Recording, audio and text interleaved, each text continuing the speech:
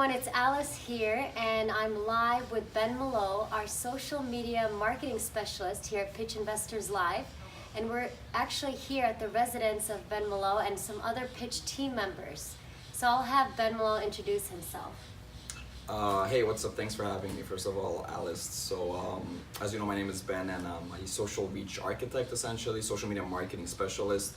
And my position is Pitch is to take responsibility on the whole marketing aspect through cold traffic, through funnels, through social media especially, and basically bring in clients and people that actually are interested in the project and blockchain and in the startup community as a whole as well. And what I do is I basically take these people from cold traffic, I educate them on Pitch through specific channels, through education pages, through emails, and then potentially to make them either join our platform or to invest in our platform or to basically be part of the community. So that's what I do in an essence. That's pretty awesome. And so what are some of the strategies that you use that you've learned over time as a social media influencer and strategist? What are some of the tips you can give us on strategy for social media at Pitch? So the thing about Pitch and the thing about social media is due to the fact that it's based on the blockchain, based on cryptocurrency, that raises a lot of issues and problems with social media. Not because it's a bad thing, but because there is so much shady and malicious businesses out there in the startup crypto community. Because of this growing trend, a lot of people are actually taking advantage of this. You probably know that they're actually creating these scam tokens or scam businesses to basically rip off people to basically buy tokens, and then they just run off with the money. And unfortunately, that's the case with every new trend in the world, with every new big thing that's happening in the world. There's a lot of people that take advantage of it in a bad way. And that's why sometimes it raises a red flag for a lot of social media marketing channels to actually let us, a legitimate business, to actually advertise, because they're afraid that we're actually one of those, right? And that raises a lot of red flags, and that puts a bottleneck in the way that we advertise. But unfortunately, and fortunately for us, due to the fact that we're not only a blockchain cryptocurrency company, we serve startups and businesses, and we actually have a working application and working business, that we have to find different ways to actually advertise our service.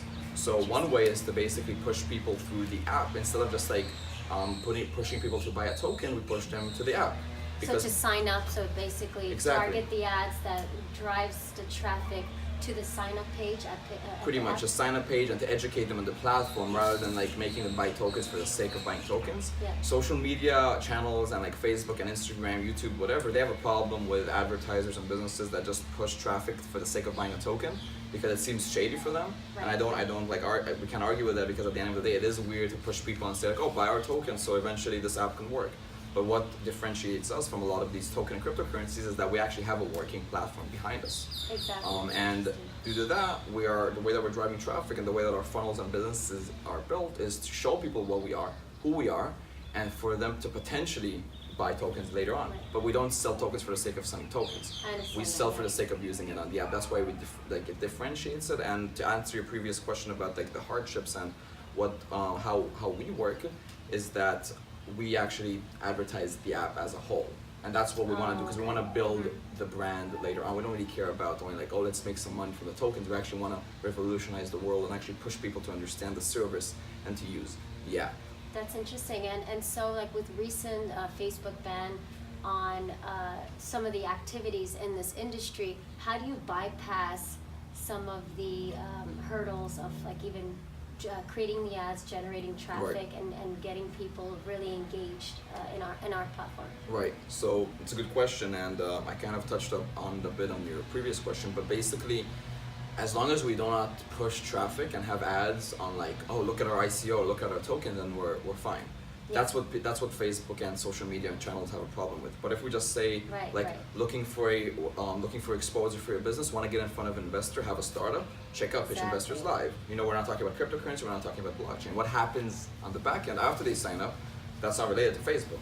If we say that like we're pushing people to basically get like exposure, like to meet with an investor, and then we send them emails, and eventually we tell them to be on this platform, you have to buy our tokens, then that's fine. Because you're buying the tokens for the sake of being on the app, and not buying the tokens for the sake of buying the tokens to make money in the future, essentially. You understand? And so Facebook doesn't have a problem with that if we say that like, hey, we're basically advertising this app.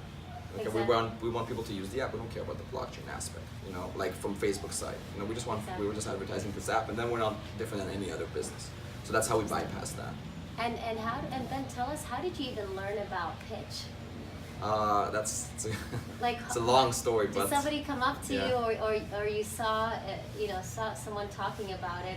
Tell us a little bit more about that. Right. Yeah. So, Jonathan Foltz, the founder, is actually a good friend of mine, and again, I can talk about this for hours, but in a nutshell, me and Jonathan met at a conference.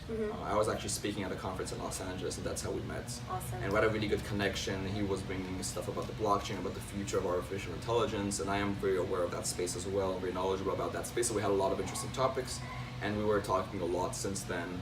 Met up a few more times. I got invited to speak at his event as well in the Marketers Mansion Mastermind. Where we met. Yeah, where we met as well, in the Marketers Mansion Mastermind, and from there on, he just offered me to be the social reach architect in the company.